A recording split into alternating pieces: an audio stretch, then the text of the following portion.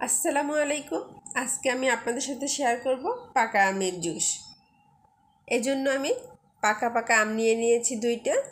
আজকে এই দুইটা আম দিয়ে আমি জুস তৈরি করব। আমগুলো কেটে নিচ্ছি। কেটে নেওয়া হয়ে গেছে। এখন নিয়ে নিচ্ছি ব্লেন্ডারের একটি জার।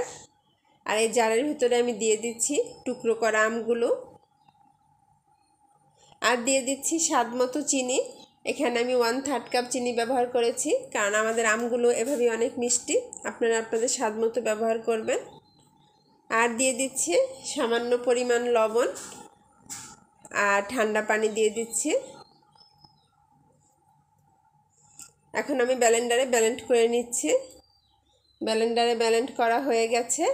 এখন দুটি গ্লাস নিয়ে নিয়েছি আর তার ভেতরে দিয়ে দিচ্ছি বরফের টুকরোগুলো। যেহেতু অনেক গরম পড়েছে, তাই বরফের টুকরো দিলে একটু ঠান্ডা ঠান্ডা জুস খেতে বেশি ভালো লাগবে, তাই দিয়ে দিলাম।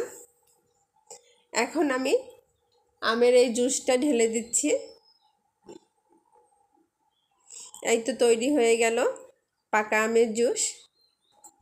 আশা করি আপনাদের ভালো লেগেছে।